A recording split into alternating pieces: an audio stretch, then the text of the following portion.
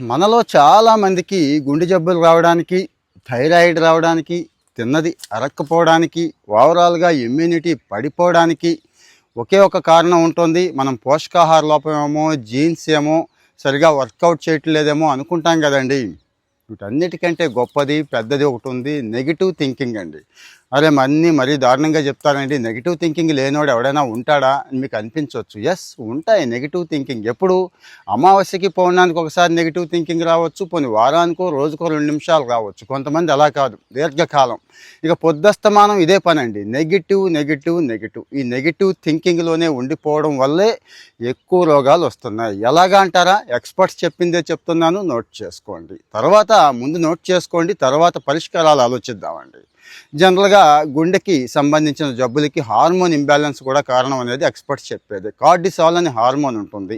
ఈ hormone imbalance అయితే గుండె జబ్బులు వచ్చే అవకాశం ఎక్కువ ఉంటుందండి. అలాగే గట్ హెల్త్, గట్కి బుర్రకి సంబంధం ఉంది అని చెప్పుకున్నాం కదా. సో పొట్ట పాడైపోతుందండి, తిన్నది అరగదు. ఎందుకంటే ఎంజైమ్స్ కానీ ఇవన్నీ కూడా నెగిటివ్ థింకింగ్, తీవ్రమైన నిరాశ, తీవ్రమైన డిప్రెషన్లో ఉంటే ఎలా ఆలోచించండి ఒక్కసారి. అలాగే థైరాయిడ్ దేనివల్ల వచ్చేస్తోంది, దీనివల్ల అనుకుంటున్నాం. థైరాయిడ్ కూడా హార్మోన్ రిలేటెడ్ అనేది గుర్తుంచుకోండి. అది కూడా ఈ నెగిటివ్ థింకింగ్ వల్లే వచ్చేస్తుందండి. కొంతమందికి ఇమ్యూనిటీ చాలా తక్కువ ఉంటుందండి. చీటికి మాటికి జలుబు, జగ్గు, జ్వరం, చర్మ వ్యాధులు ఇంకా చాలా ఉంటాయి. ఇమ్యూనిటీ పడిపోతే కొంతమందికి కొన్ని అటాక్ చేసేస్తూ ఉంటాయి కదా.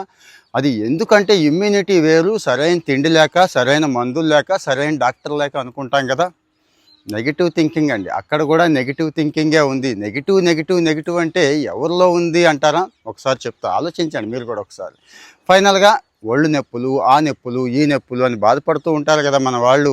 అది కూడా ఇదే కారణం అండి. హార్మోన్ ఇంబ్యాలెన్స్ ఉంటే ఒంట్లో ఏదో ఒక పార్ట్ పెయిన్ వస్తూ ఉంటుంది. ఒక్కోసారి ఒళ్ళంతా నొప్పులు వస్తూ ఉంటాయి. ఏం చేయాలి అంటారా? మీకు తెలియదేముంది, మంచి స్టఫ్ ఉంది సోషల్ మీడియాలో అని చెప్పి నెగిటివ్ సైడ్ వెళ్ళిపోతూ ఉంటాం. పరమ పనికిమాలిన ఎదవలు చెప్పినవి అన్నీ కూడా ఫాలో అవుతూ మనం కూడా నెగిటివ్లోకి జారిపోతున్నాం. బయట కనిపించే దాంట్లో పాజిటివ్ కూడా చూడొచ్చండి. ఇప్పుడు ఫర్ ఎగ్జాంపుల్ చెప్తాను, నేను మాట్లాడే దాంట్లో చూస్తున్న వాళ్ళల్లో సగం మందికి ఇందులో నెగిటివ్ కనపడుతున్నాడు. చెప్పావులే, ఎల్లరా బాబు, ఎవడరా బాబు నువ్వు, అదిరా ఇదిరా అని చెప్పి చాలామంది కామెంట్లు పెడతారు. దానివల్ల నాకేం నష్టం ఉంటుంది, నేను పెద్దగా పట్టించుకోను. కానీ మీలో నెగిటివిటీ డెవలప్ అవుతుంది. అలాగే ఇంకెంతమందికి ఏం కామెంట్లు పెడుతున్నారు, ఎవరితో ఎలా ప్రవర్తిస్తున్నారు, ముఖ్యంగా చుట్టూ సమాజాన్ని ఎలా చూస్తున్నారు అనేది ఒక్కసారి చెక్ చేసుకోండి.